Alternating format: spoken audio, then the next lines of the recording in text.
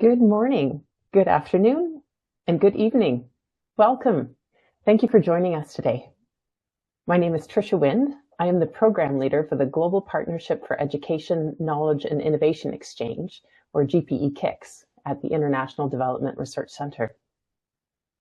Across the world, we are convinced of the need to better support student learning, particularly foundational literacy, numeracy, and social-emotional skills. These core skills developed from early childhood through to secondary education are essential for school success and lifelong learning. However, in many parts of the Global South, high enrollment rates in education coexist with alarmingly low learning outcomes. I think we all know the statistics. Globally, only 58% of students achieve minimum proficiency levels in reading and 44% in mathematics by the end of primary school.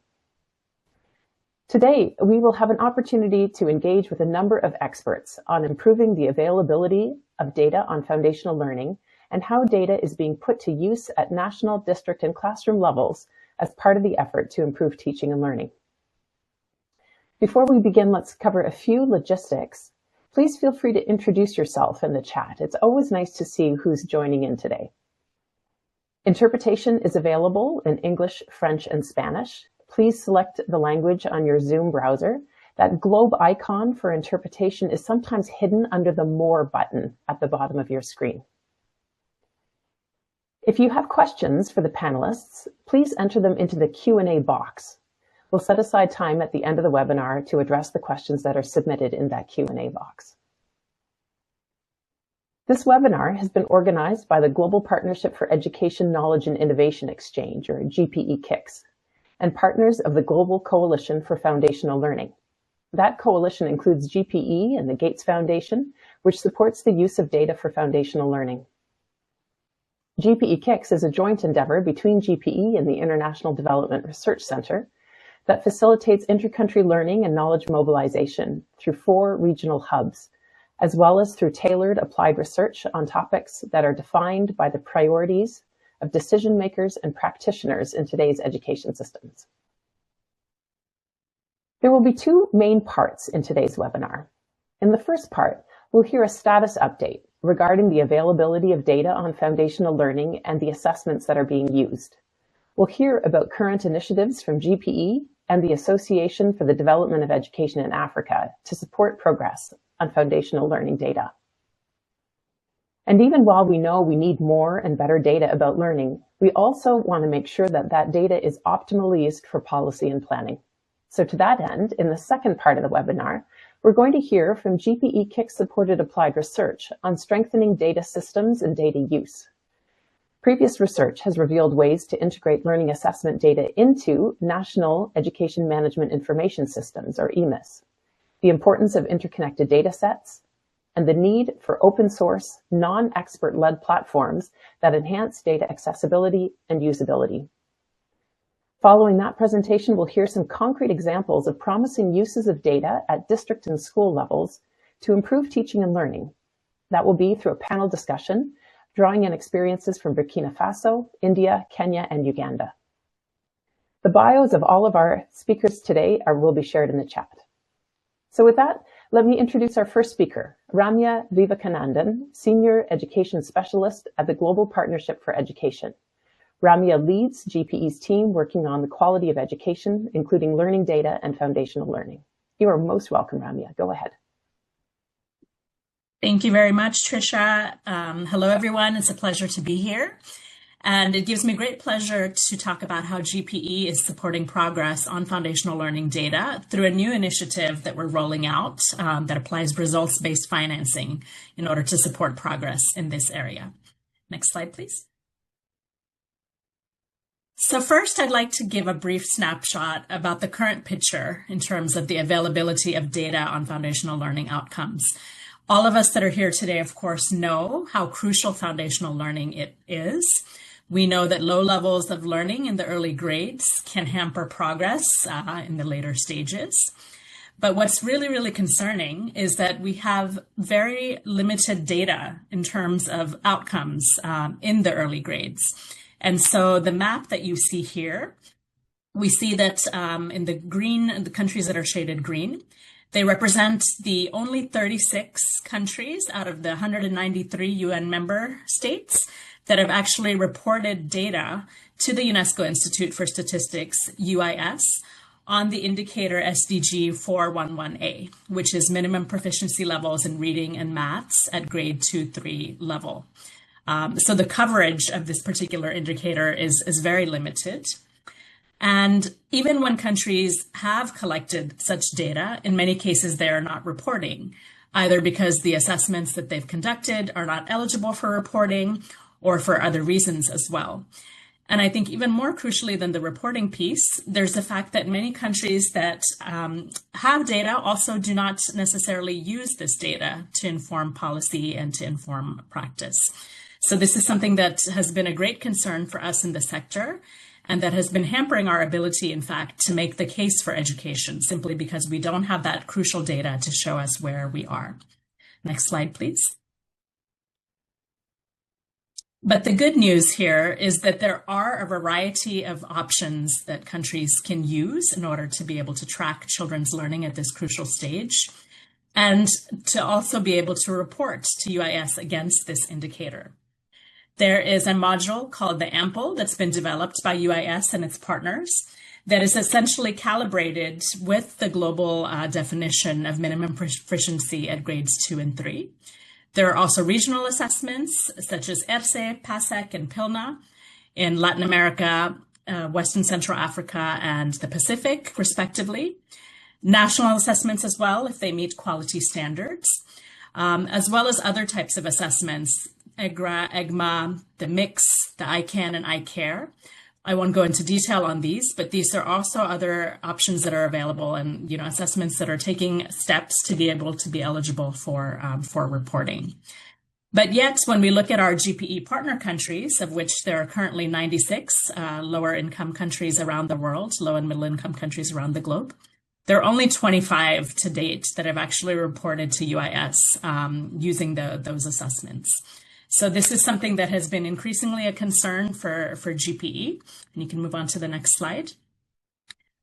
Not only because of the cruciality of foundational learning, as I said, but also it really has been hampering the ability of our sector to make the case for education at a time when we know that aid has been decreasing and resources are constrained. For GPE, we are currently in the lead up to our next financing round with our next replenishment. And so not having this data has been really hampering our ability to make the case. And so our board decided that under GPE 2030, which essentially means GPE funding for the 2026 to 2030 period, we will offer what we call a top-up, which essentially means that in terms of a country's allocation, 10% of the allocation will be reserved to incentivize the country to make progress to be able to ultimately report this data to UIS on SDG 411A. But crucially, to ensure that the assessments that they're using are comparable over time, sustainable, and used, most crucially. And so recognizing that countries are at vastly different stages in terms of where they are, in terms of being able to report, we're looking at operationalizing this as a growth model that is looking at meeting countries where they are and incentivizing them to make progress towards being able to report certainly as quickly as possible, because the reporting is, in our view, a proxy for a quality learning assessment system that collects data at the foundational level, but also crucially that ensures sustainability and use of foundational learning assessments to inform instruction and resource allocation in the long run. And I'll show you what this growth model looks like in just a second. But I think the crucial point to retain is that ultimately it's up to countries to decide which type of assessment they wish to use and which pathway they wish to follow in order to make progress along this model. So you can advance to the next slide. So this is what the growth model that we've developed looks like. So our guidance on this will soon be published. But essentially, again, looking across the diversity of countries with which we're working around the globe, we know that there are some countries that are more at what we call a beginning stage, so what we see here as level 1. So these are countries that have never potentially administered any type of a large-scale foundational learning assessment, or that have not done one in the last 5 years, all the way up to countries at level 5, level 6, that have reported to UIS in the past, that have a plan to administer these assessments over time, and that have thought about issues of sustainability and use. And we've tried internally to do some desk analysis to essentially map our partner countries in terms of where they fall amongst this spectrum.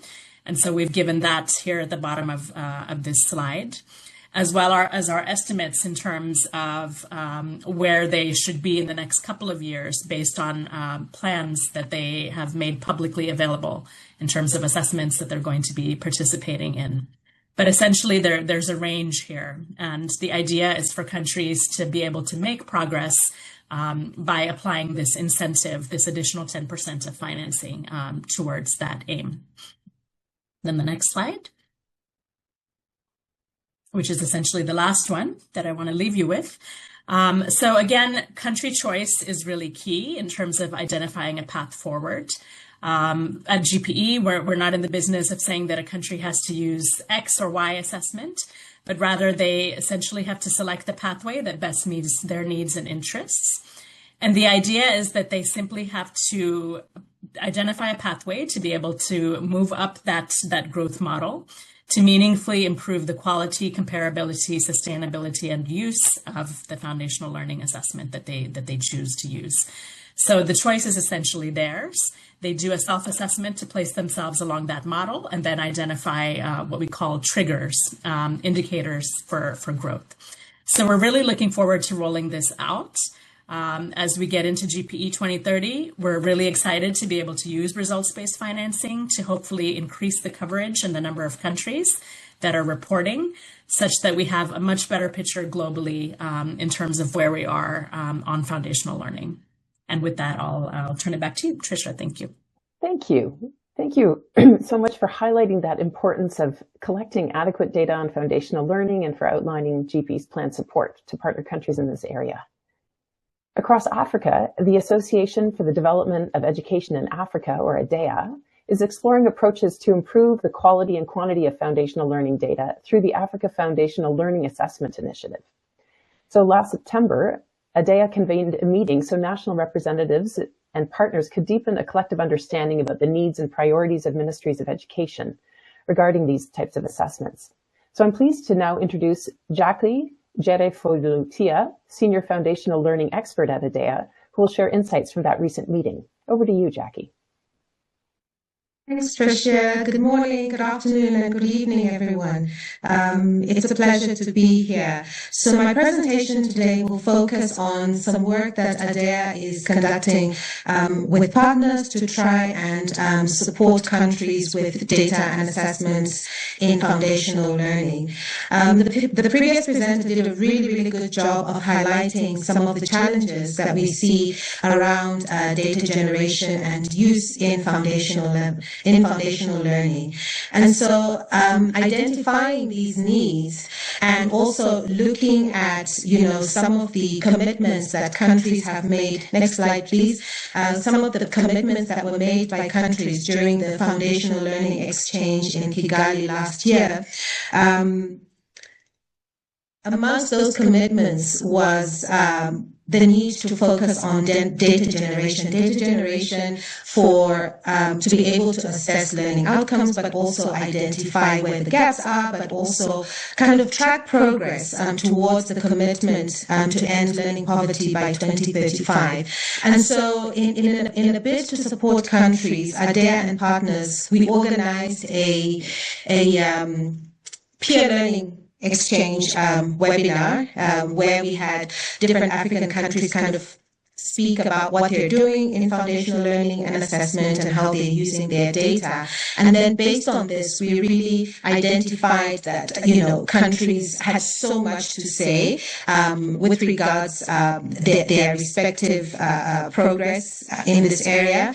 And we felt the need to take the conversation forward. And so ADARE, together with the Kenya National Examinations Council, as well as the Data First African Foundational Learning Aflin Hub from the University of Cape Town, basically convened and came up with this initiative, the AFLI initiative, with support from the Gates Foundation. And basically, AFLI seeks to create, a hub that works through and strengthens a network of, African partners, and supports African countries through the different collaborations and partnerships that it will form with organizations that are working around data on the continent. Next slide, please. And so in Nairobi, in September, we had a convening, and present at this convening were over 13 African countries, some of which included Benin, Madagascar, Malawi, South Africa, Senegal. The list goes on, and partners as well that are working in assessment, including partners like SACMEC, Zizi Africa, Network, FCDO, UNICEF, GPE, and the list is endless. And together we really worked with countries to really understand what their challenges, like get in-depth information from individual countries with regards to what their challenges around data and assessment at foundational learning level really is, what their challenges are. And this meeting also served as an inaugural for AFLI. And this was really, really important for us to have everybody in the room, because we wanted to highlight as AFLI that we want to support countries, but we want to support countries through the different partners. And we want the support that we give to be country-driven, based on the needs that countries have. Next slide, please.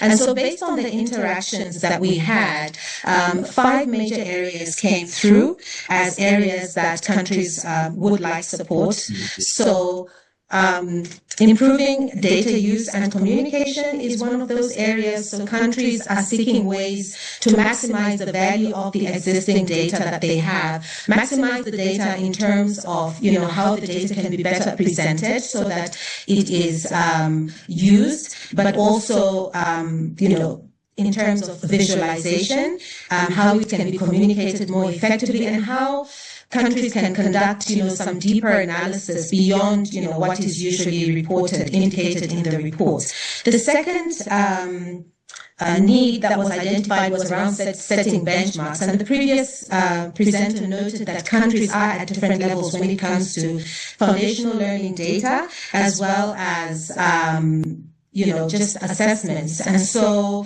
countries came through basically requesting, the importance of developing nationally relevant oral reading fluency benchmarks through locally led processes that are responsive to linguistic and cultural context. And I think in this discussion, there really was a recognition of the fact that, on the continent, we do have the technical support the technical manpower that we need to actually get this done. The third point that came across was around assessment planning and capacity building, and that, previously the technical support that was provided was always provided by the funders of, most of the assessments that were conducted in countries. But now there is definitely, a need for countries to have some level of sustainability when it comes to funding assessments, but also generating the data and having the technical expertise in-house to work with the data. So we know that, on the continent, organizations or institutions like PASEC and other universities are increasingly providing these capabilities, a long interest in cross-country items banks and shared best practices. But the point really here is that countries are seeking support around, planning for assessments and ensuring that, their teams have the technical know-how to actually conduct these assessments. The fourth one is around innovation and artificial intelligence, with the recognitions that, innovation, the world is changing, AI isn't going anywhere. So how, as African countries, can we explore the potential that that AI actually brings to assessment, particularly at the early grade level, and especially in relation to a lot of the African languages. As many of you know, Africa is very rich when it comes to the local languages, and a lot of countries use local languages as a medium of instruction. The last one is really around language and equity, and there really is an interest around tools to support language transitions, frameworks for bilingual policy, and approaches that balance equity considerations with political realities. Next slide, please.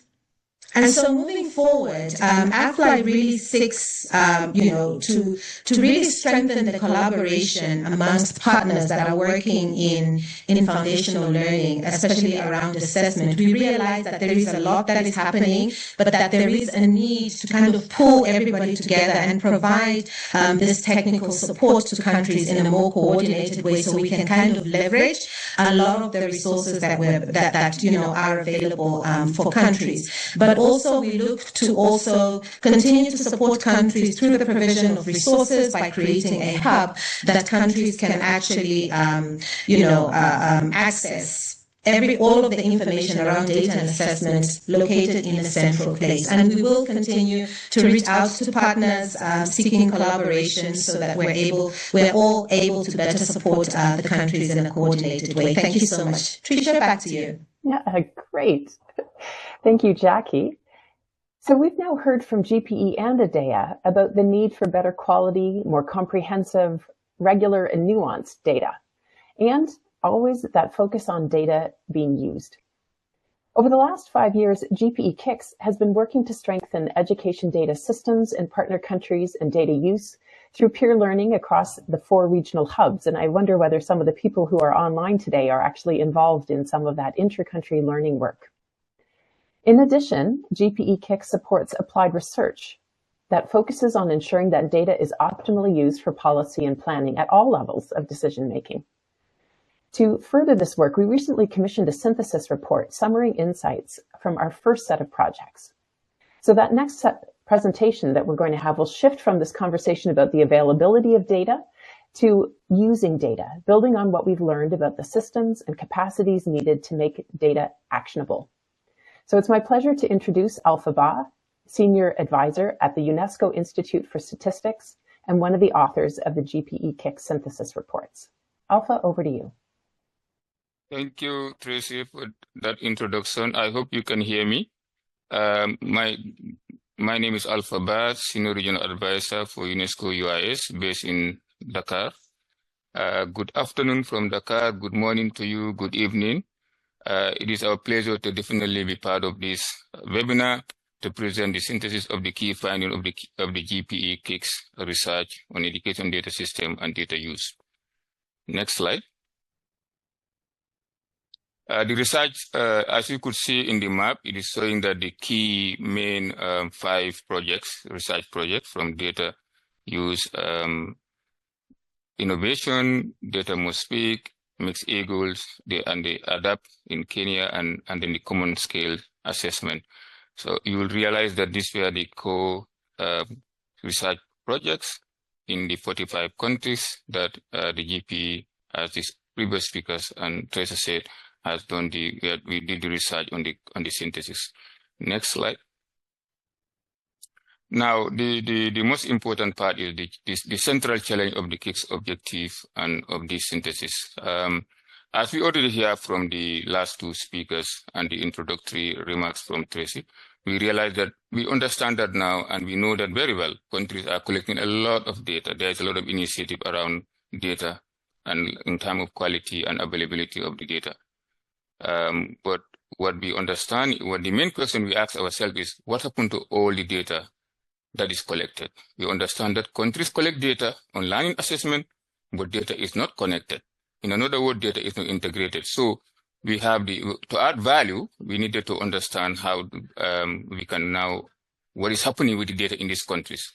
Valuable data remain in silos. Data is fragmented, it is underused, it failed to inform decision making. So the idea was, the challenge was that the GPE KIX research was set to address our main objective to test, assess, and develop innovations to scale data use, data system and data use, so that we will be able to support countries to ensure that they are not only, countries don't just need more learning data, they need systems and capacities to use for improved data, improving reading and numeracy in classrooms. So in other words, data must be used across the value chain of education.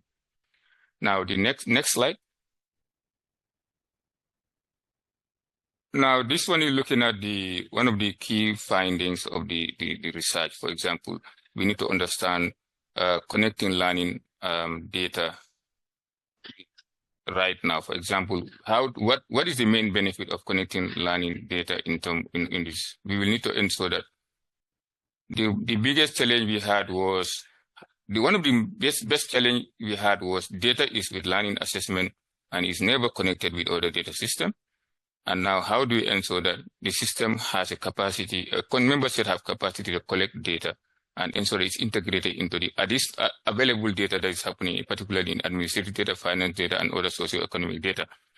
So, what are the capacity challenges that the country has? The research shows that initiative like country system-led assessments was proving to be very innovative to support the planning and data use.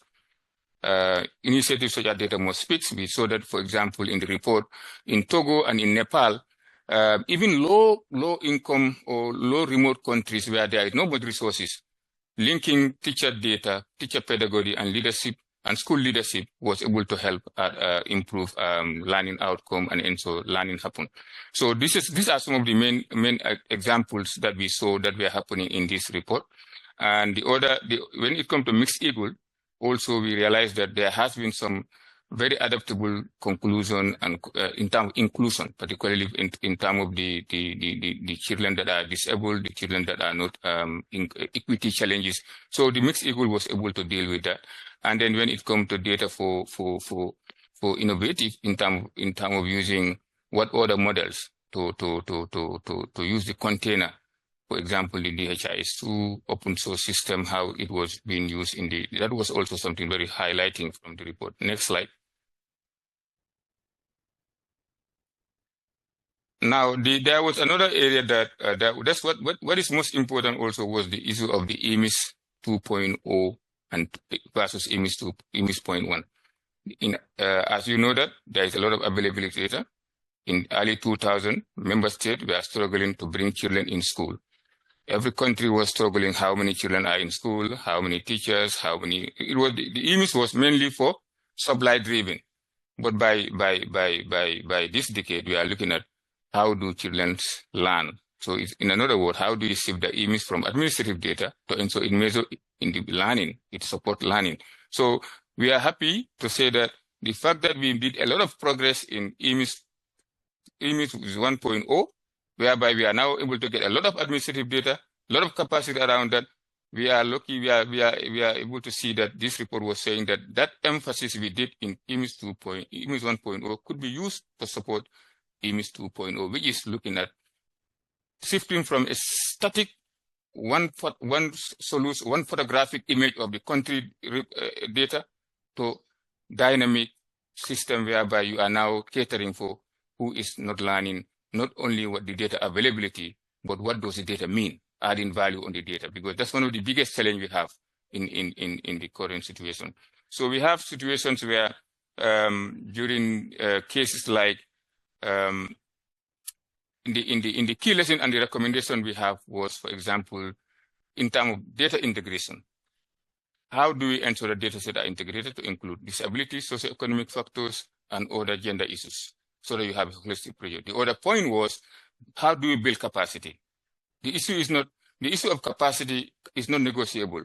We need to ensure that we build and equip ministry and all level of the staff. Now, instead of building only the core planning staff, the challenge is now, how do we build system to ensure that everybody at the district, at the cluster, at the school level is able to given the capacity to analyze, interpret, and most importantly, use the data for decision making.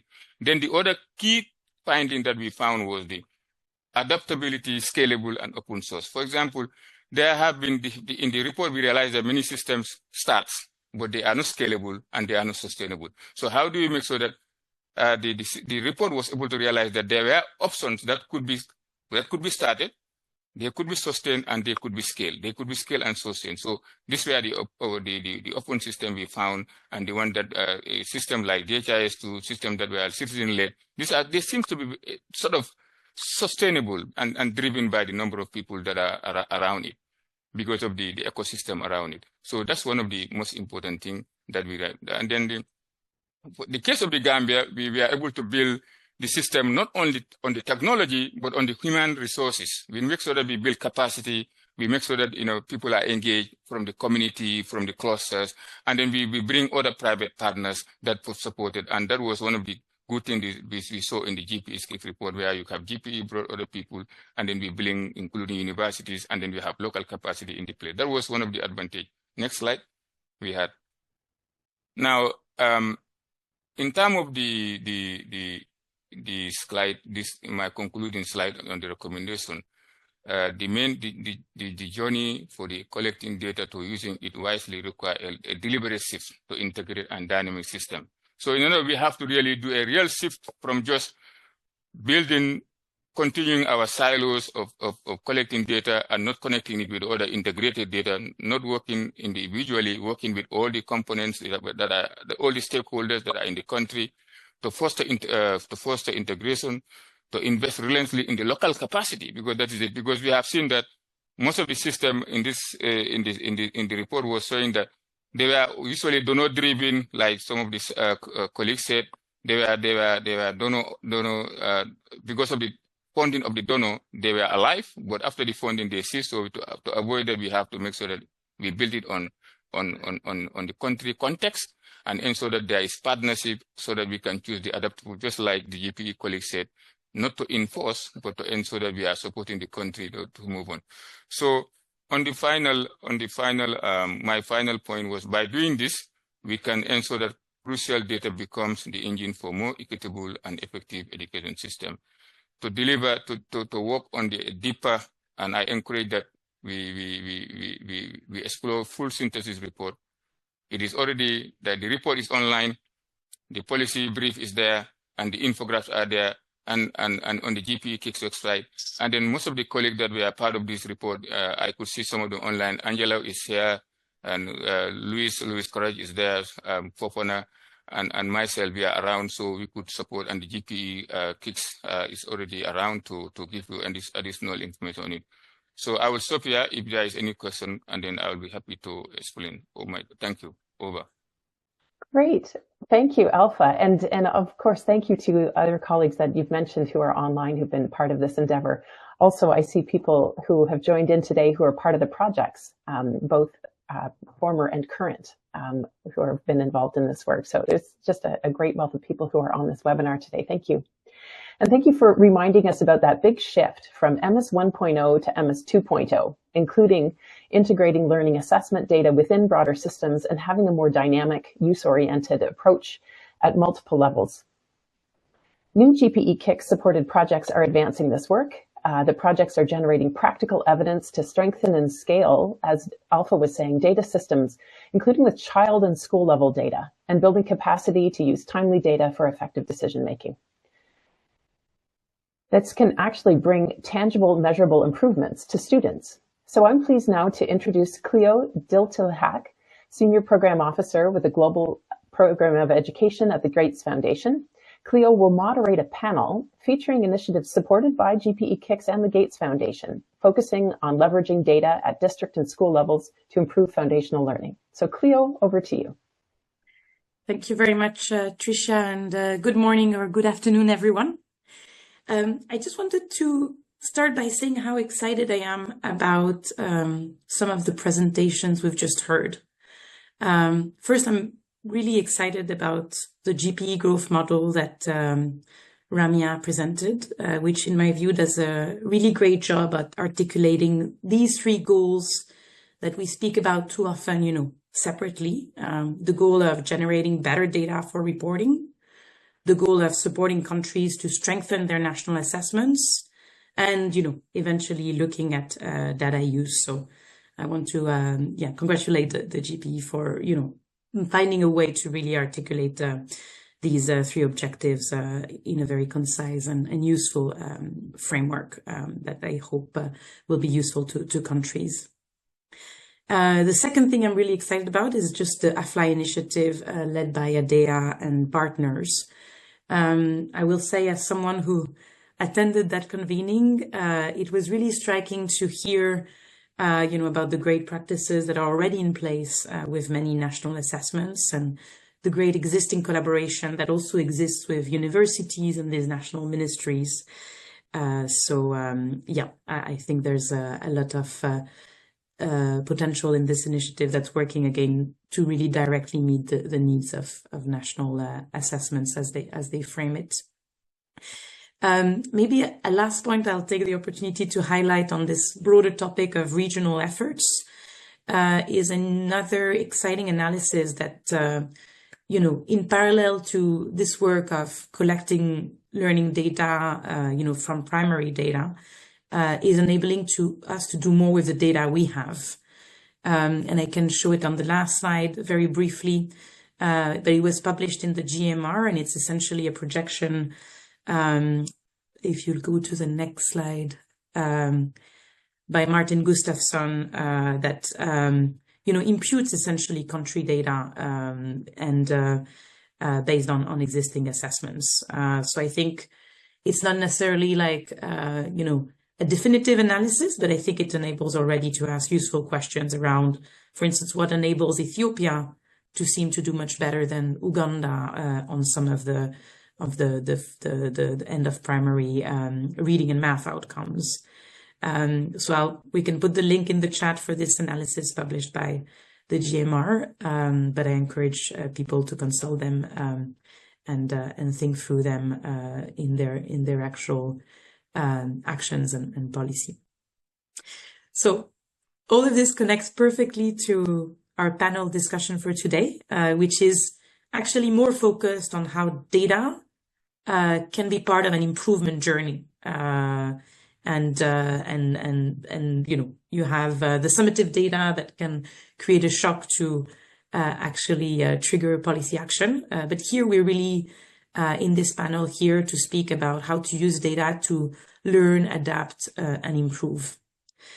And to introduce the panel, I'll just take actually one step back, because I want to posit that one of the key challenges in strengthening teaching and learning and improving learning is really about managing to affect the classroom practices and managing to improve fidelity of implementation in the classroom.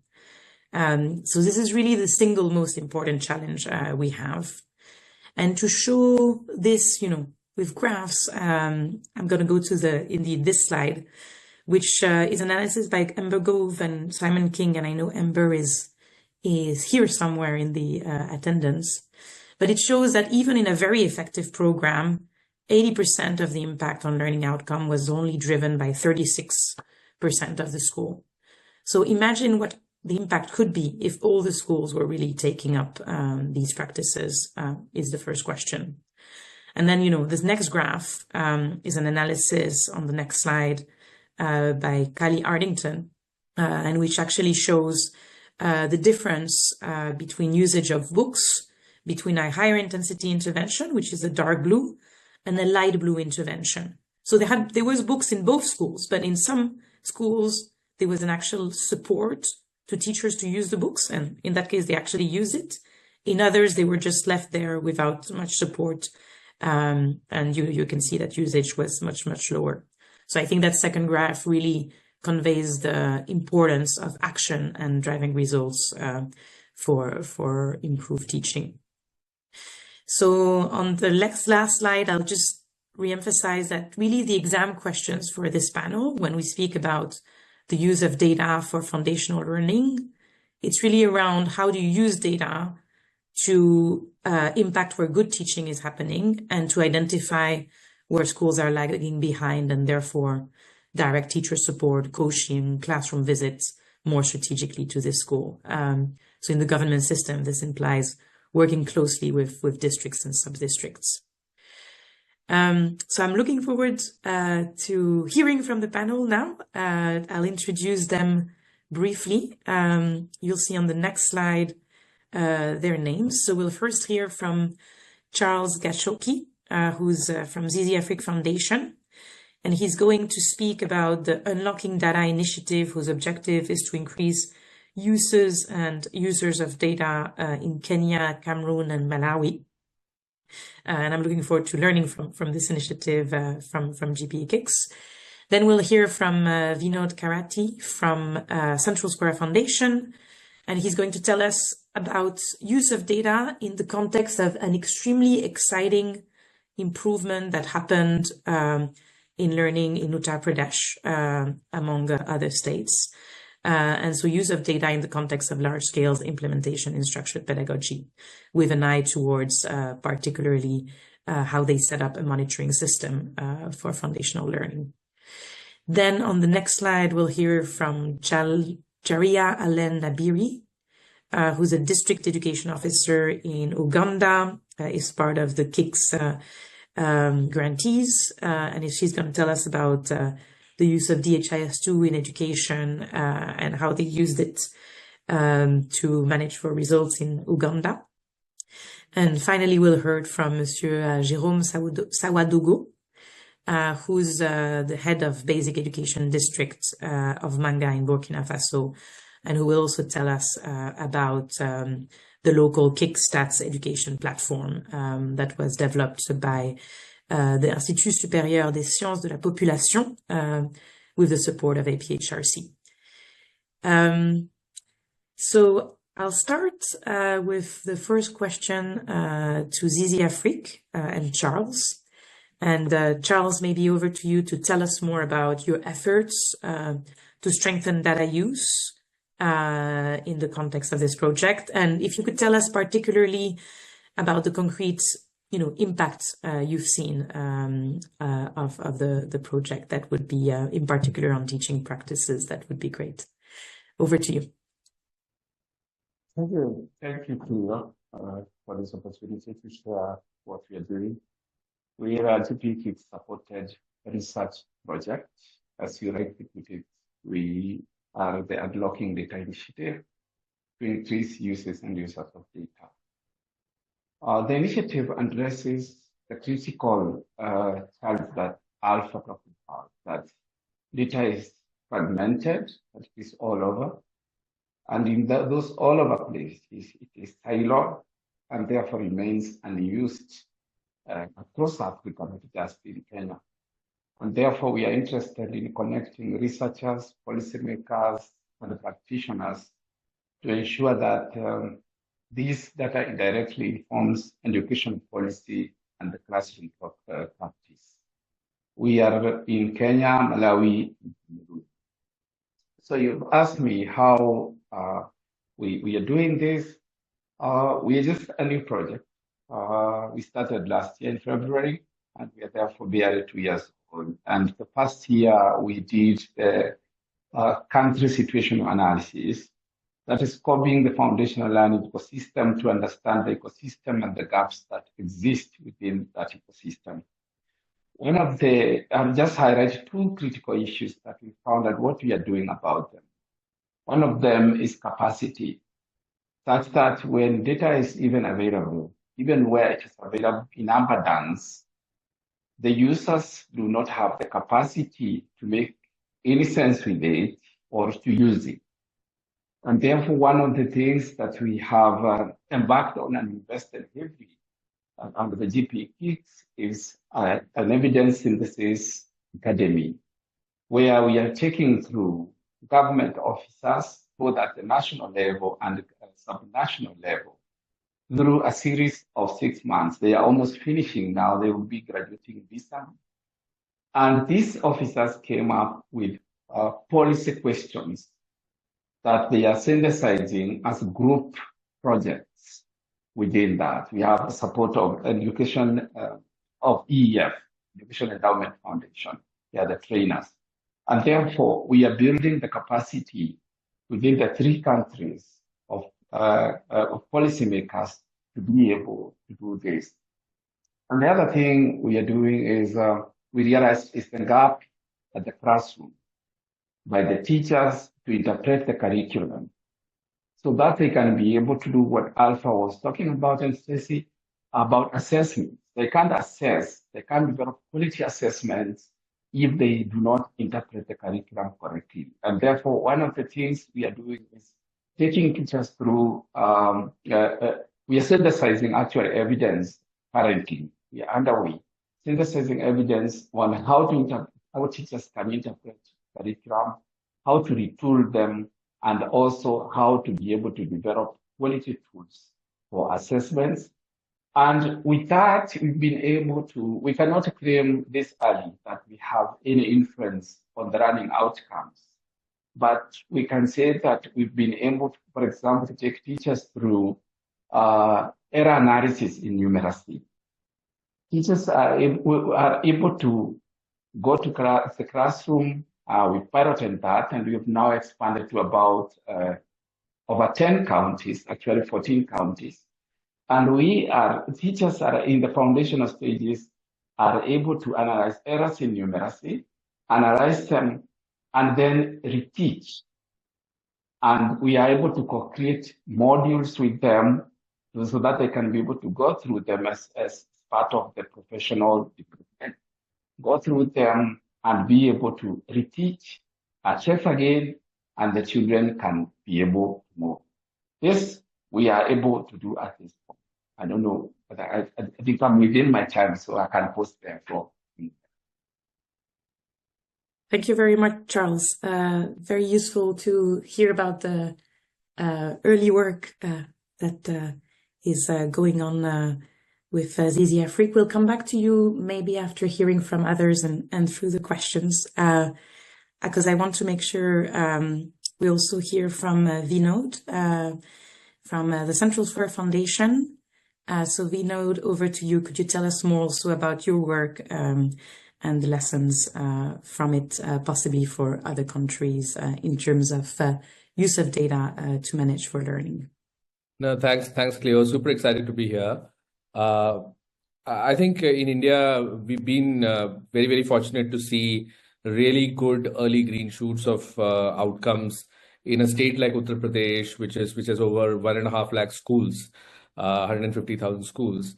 And a lot of that, along with structured pedagogy and mentoring and teacher training, was also because we were able to build a very good data pipeline and a monitoring system with the state.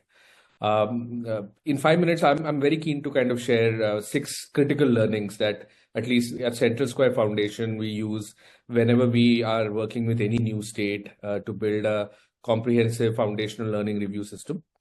Lesson number 1 is always build with the government and not for them. So it's very, very important that we partner with the government and resist the temptation of actually building the system for them, because thinking of sustainability from the beginning will help you, because this is not very, very difficult for anybody to build. So whatever you build can easily be rebuilt by somebody else. So it's always better get the state governments to build it. If at all you need to fund philanthropy money, fund critical modules and not the whole system. So that's something that we learned very quickly, because allowing the government to build a system usually takes time. So identify those critical modules so that you are able to go to market very, very quickly. Because as soon as you launch a structured pedagogy program, it's very important that you have some radar system, like a minimum viable. Otherwise, you'll not know what's happening, especially if it's a large scale implementation where 4.5 lakh teachers are going to use it. Third big lesson is be very careful about who's your data collector in the system. Always try and avoid teachers to do that because of 2 things. One is any assessment done by teachers would mean a lot of burden on them, even if it means but because we're talking about young children, there are always one-on-one assessments or observation. So always try to find a cadre who can go to schools and collect that data for you. But if you kind of set up teachers to report that data, you're setting yourself up for a lot of bad data coming your way.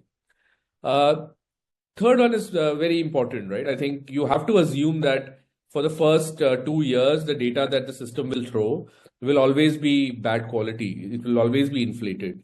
So in the first 2 years, it's very, very important that you create your own alternate sources of data. So either it could be a quick dipstick. Don't go to all schools, go to 30, 40 schools, get a sense of what's happening to the materials, what's the adoption like, is the ownership good? Or what we call slightly in a mature stage after year 2 is set up your own weather stations, which could be a small subgroup in every district, which is also collecting data on top of the data that the monitoring system is collecting. It does two things. One, it allows you to really understand at a district level what's happening, because that's the only true data that you have. But then you can use this data to sit with your data collectors and really question in terms of why are they reporting what they're reporting. Often we have learned that it's not that it's mostly fear of being caught, etc., which causes them. And the only way to elevate fear is by generating this alternative source of truth.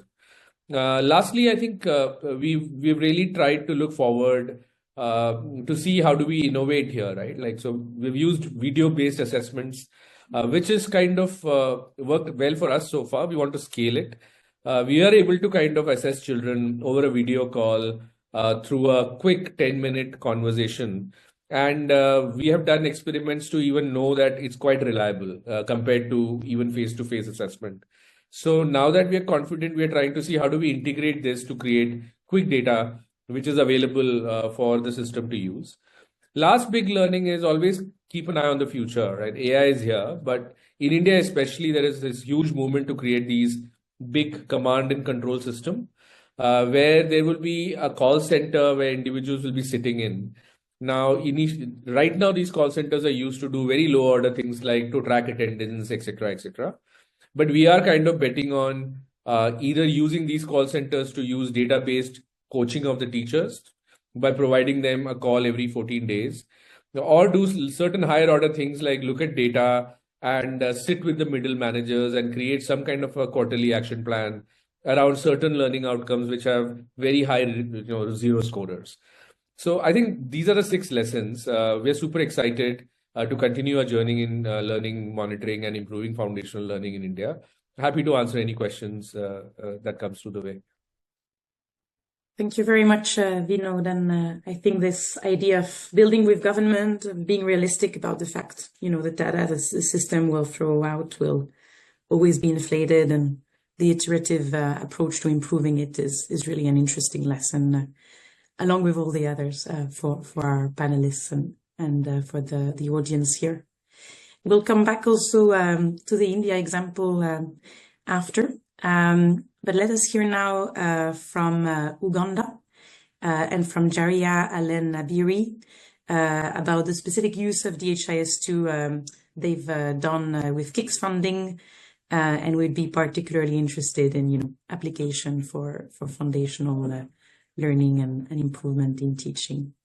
So over to you, Jaria. And you're on mute.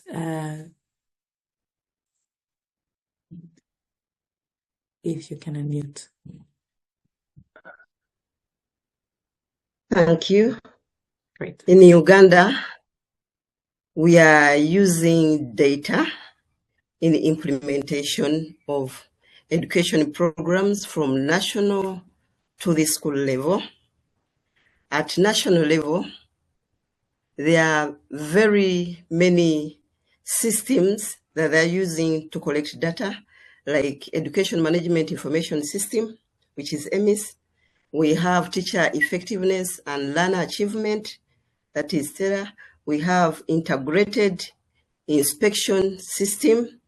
We have School-Based Surveillance System. We have Teacher Information System for registration of teachers. Then we also have the Timely School data collection tools at school level and in the districts, and the report card that we got a lesson from Gambia. These help us to collect a lot of data, and we've now shifted with the intervention of DHIS2. We're collecting a lot of data that we could not pick meaning out. So now the schools are empowered to analyze their own data and take a decision, even at the district level, even before the ministry gives a directive. In this data that we are collecting, we get trends in performance of learners at the end of cycle exams that the national uses to grade districts. Then at district level, we also use it to see how counties and sub-counties are performing at schools. Then at school level, schools are able to analyze to see which was the best performing subject and where are the gaps, such that it can inform recruitment and capacity gap. Then also these trends that we get out of the data that we are collecting is helping us to see the access of different learners, then the retention and completion. So we are able even to see the learners with special needs education that, for example, in my district, we've set up 2 units because there are those with multiple education needs that could not go into the inclusive classes that we are emphasizing. Then this data still that schools generate from debates, quizzes, hope to get the concepts, the gaps in concepts that have been told to learners.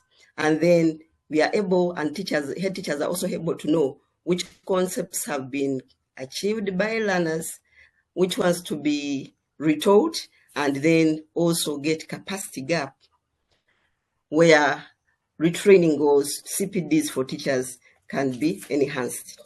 Still, these trends are showing us early warning signs for dropouts and the outbreaks of diseases and calls for immediate intervention. For example, in my district, the literacy level is in English is at 21.3%. So this data, when we shared it with World Vision, brought in a program to the schools that were really not performing well.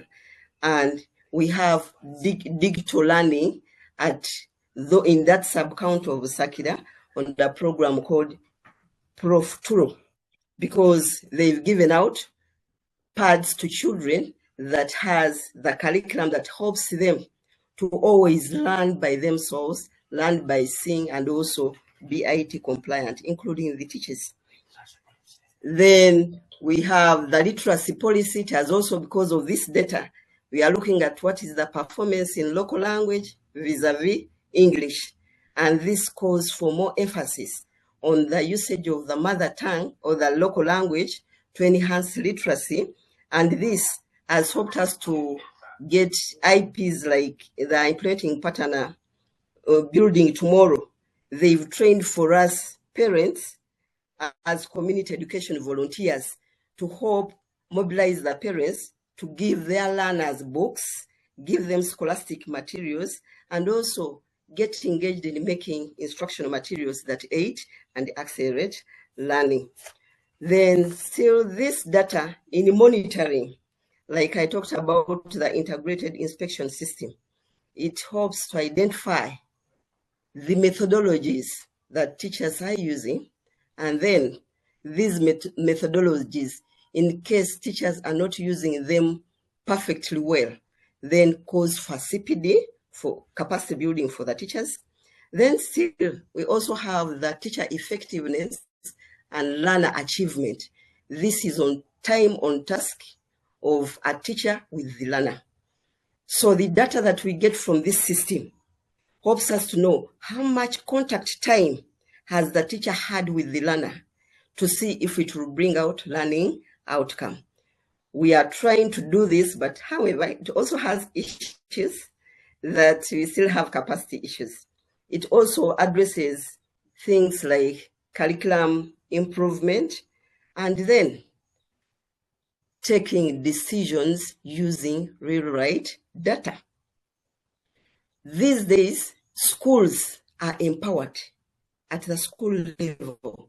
They will not wait for the national, that is Ministry of Education or the district, to procure for them desks. they know, yes, according to our data, these are the learners, those that need desks that are of lower. We no longer procure the way the planning used to be, supply desks. They have to come with a qualifier. We want 30 desks of lower primary, then we will want those of upper primary. Then issues now have come up. We want latrines for girls, having washrooms and incinerators, because this has all come out as a result of use of data. Previously, it wasn't, because we were more of collecting data and we could not use it. So as I wind up, I know a data-driven education system where every learner counts and every decision is backed up with real evidence will make Uganda perform better. Thank you. Thank you, Jerry-Ann. What a wonderful closing for a very interesting project. We'll come back to you as well, and I want to leave the floor to Monsieur Jérôme Sawodogo, who's going to tell us more about the Kickstats platform in Burkina Faso. À vous, Monsieur Sawodogo.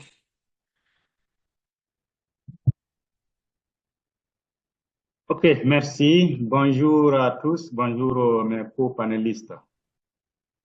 Merci de me donner la parole pour parler de notre initiative ici à Manga. Avant tout, j'aimerais préciser qu'en collaboration avec l'ISSP et ses partenaires, la circonscription d'éducation de base de Manga, and within this context, le projet KIX.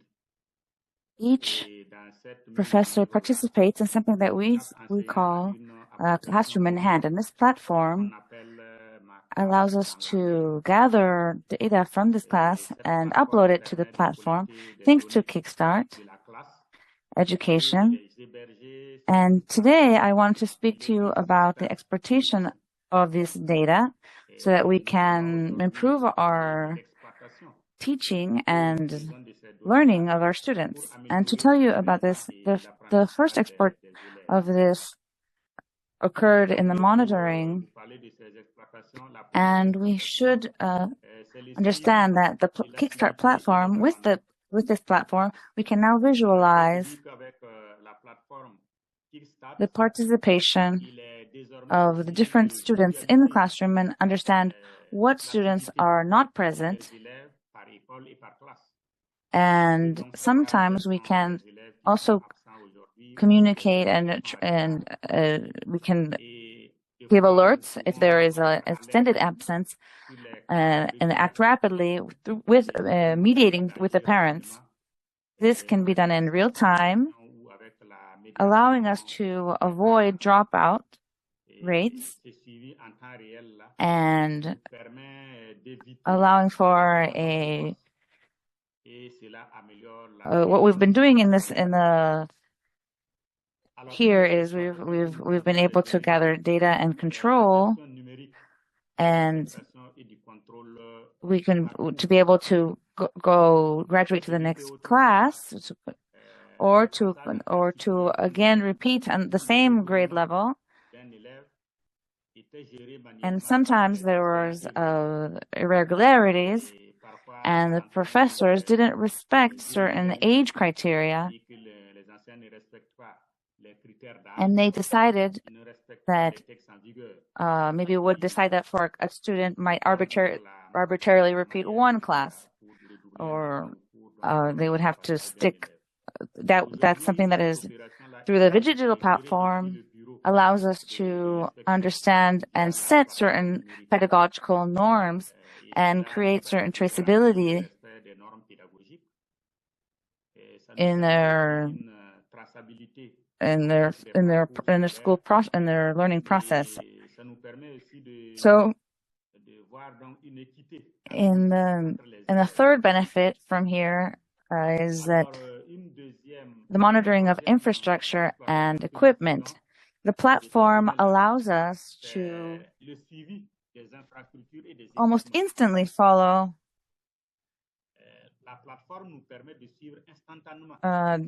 the school's administration. We can see if there is a problem with water, if there is some issue with plumbing or infrastructure in the bathrooms. We can give priority to these interventions thanks to this platform. And we can also receive a rapid alert in the cafeterias that allow us to come in and intervene if necessary. This platform allows us to identify with what schools have issues with books, with supplies. This allows us to have a proactive approach in terms of the materials of the classroom, and we can provide these materials when necessary. This allows for better administration with the municipalities and the partners that with stakeholders. Another benefit we can see is the pedagogical analysis and the performance of the students' performance. We must have new perspectives on performance for professors, and if they have access to the platform, inspectors also have access to the data on the platform, and they can directly identify what areas are becoming difficult for students, where they're lagging behind, or where the students aren't reaching their objectives. Also in terms of discipline. So we can follow that performance and the evolution of the averages in their classrooms. This analysis was impossible to perform with only on paper records. So this allows for teachers to adjust their methods, their practice as their teaching practice, and allows them to better accompany as it focuses on this or that specific subject. And the inspector can also act in a focused manner. We don't have a lot of time, so this is a presentation. This is a very brief presentation on the utilization of this data that allows us to what this platform is enabling. We're available if you want any other additional information. Merci beaucoup, Monsieur Sawadogo. I really liked a lot of the concrete use cases you highlighted, in particular around using data systems to preempt dropouts. So thanks a lot for this very complete overview. We are now going to go to questions from the chat, and I will select them one after the other for everyone to react to. And so I'll start maybe with a really interesting question from Kanupriya, who is actually asking about examples of internationally standardized classroom observation tools that are based on impact-linked classroom teaching and learning practices. And she's asking about, whether any of the panelists have examples of that. I will pass on to each of you, but maybe I'll just note on my side that, at least to my knowledge, they are on the one hand standardized classroom practices tools like teacher stylings, but they're usually not focused on specific practices like, eyes on tracking, tracking the text with the finger, of use of manipulatives. That's one thing you have on the one hand, and then on the other, you have specific rubrics that are being used by countries around specific programs, but and more focused on impact related practices, but I think the evidence varies around the predictability of impacts. I'm sure some of our panelists have more views on it, so maybe I don't know if Vinod or others may want to chime in on this question.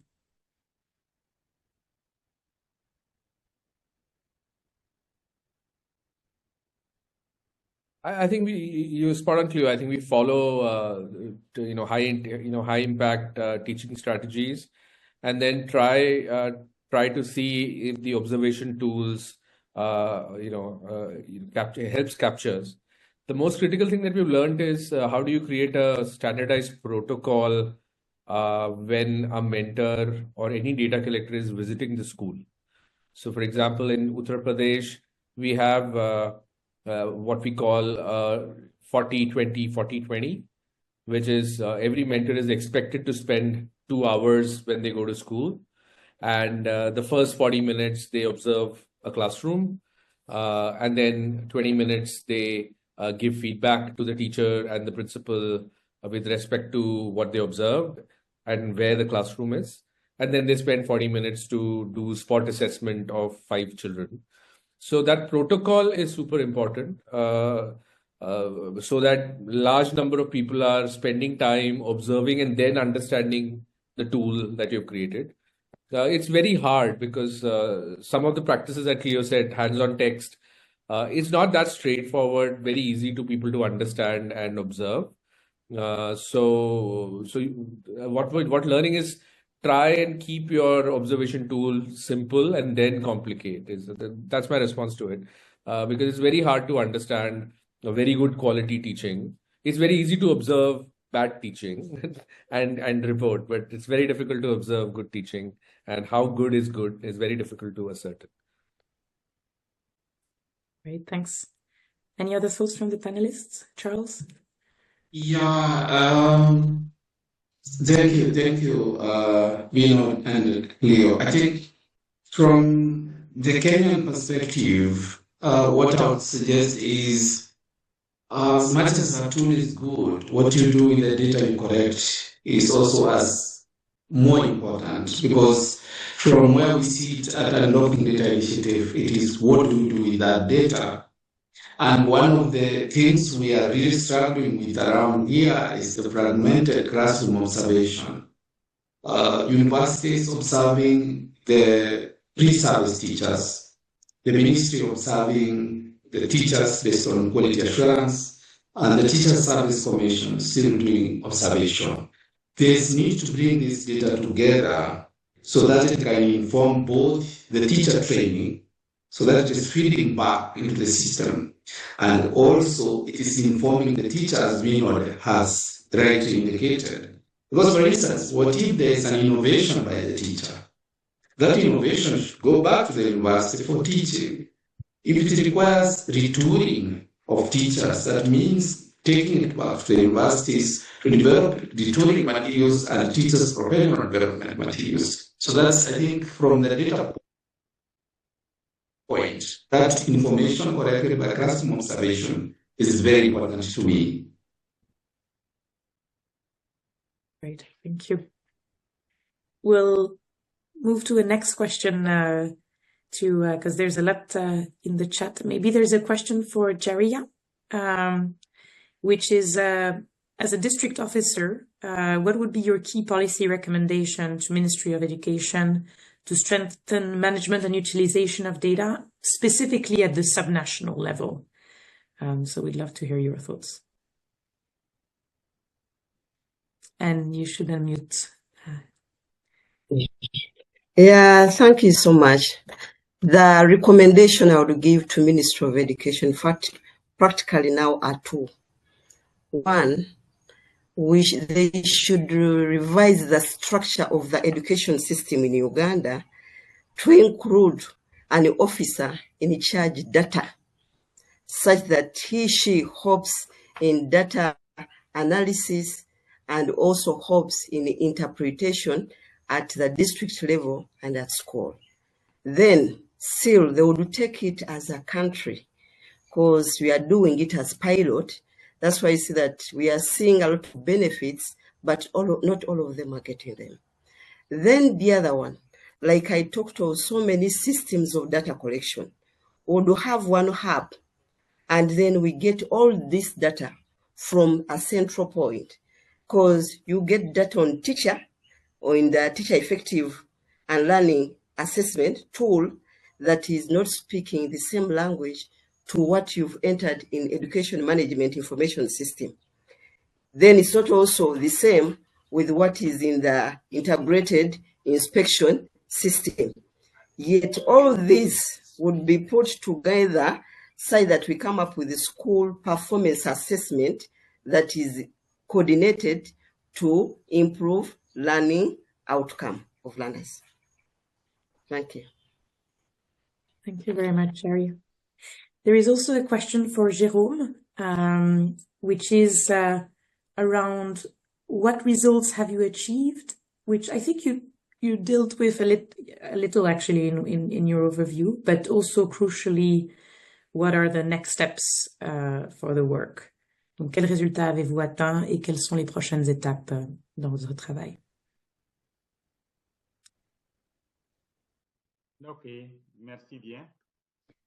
Alors, il faut dire Thank you very much. I would like to say that in terms of results, in 2 years of implementation, we have been able to obtain a reduction of school dropout rates. We were able to improve then school retention of the children, and we've been able to work in terms of equity and transparency in students. And we were able to improve this because currently it is more transparent and equitable thanks to the platform, the GPE platform, because there's also a better administration of school resources because of this platform, because we are receiving an alert and a timely alert that allows us to act transparently to utilize these different resources. We also have the follow-up of our teachers with very positive results. And you can do this much simpler when the inspector visits a classroom, for example, with a certain issue, with an objective problem, and he can deal with this issue in that classroom. And what's also interesting is that we're more in our teachers are also are participating more in the issues of each of their classes, of each of their students' performance. And through this platform, the analysis is easier. And so we have a greater success in our results. Thank you very much. I'll now go to Vinod, because there is a specific question on the India example, specifically looking at the remote video 10-minute assessments of individual learner. It's asking if it's resource consuming and who's providing the assessment, how is the feedback to the teachers factor in. So Vinod, over to you to explain that part a bit more. So I think it's actually not that resource constraining, because what is more time consuming is to send somebody in a school, collect the data, and that data coming back in. And often we realize that the data is not very reliable because they all want to inflate the data. So keeping that and comparing to that, this is definitely less intensive and low cost. The idea is that, say, for example, we run an assessment at the end of the year in UP or Uttar Pradesh, where schools are encouraged to become Nipun Vidyalaya or FLN competent. And it's some kind of a competition. And we get around 80,000 schools to send their nominations. Now, when you do that kind of a data collection, there's always invariably, you don't know whether there is inflation here and there. So you can always do a subset of schools and quickly do a call over a video and then really understand how good the data is. So if you start using video assessment for testing large scale, not a good idea. It's not a census assessment idea, but it's a very good dipstick idea to really understand how reliable your data system is. And plus, you can then use the result with the data collector. Like if a mentor goes and reports after 10 school visits that an average of 2-digit addition is at 60% as per him in that block, then you just do like 2 or 3 samples out of that 10 school visits and repeat that assessment. And then you can have a chat with the mentor that you're reporting 60%, but we're finding the reality is 30%. So what's happening? So it's a great way to improve your underlying data system. So it's a data reliability exercise, not something that you can do at a census. But just on resourcing in India, in Uttar Pradesh, there is a call center, which is a 40-person call center, has a capacity of doing 100,000 calls in a month. So it's not that that capacity doesn't exist. And if you have to even do a video-based assessment in 4,000 schools, that usually just take 20 days of that call center capacity. So yeah, that's my answer. But not for regular assessment. This is just to check the data quality and ensure that before you're making a decision on that data, you know how reliable that data is. So it's a reliability check exercise. Great, thank you, Vinod. And I think both the video-based assessment as well as the idea of data-based coaching remotely is an interesting one, given the fact that the big binding constraints to improvement and affecting classroom practices is just to be able to do enough classroom visits. And so these experiments to do remote coaching are really interesting. I will go to another question for Charles, which was asked actually early on, and which was around to tell us more essentially around what is the pathway for the initiative to influence teaching practices or other practices. So if you could come back to that point for that question, that would be great. Over to you, Charles. If I get it correctly, you've asked how the initiative is addressing classroom practices. For example, in Malawi, they are supporting, through the initiative, they're supporting the EMIs through cohort tracking so that we are able to see transitions, completions, and among other things which were not initially there. In Kenya, and we are working mostly with the middle tier officers or the subnational officers.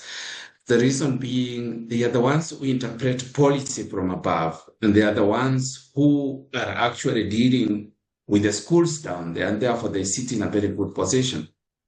In Kenya, on the other hand, we are working, as somebody said, we should not try to work alongside government, but within government.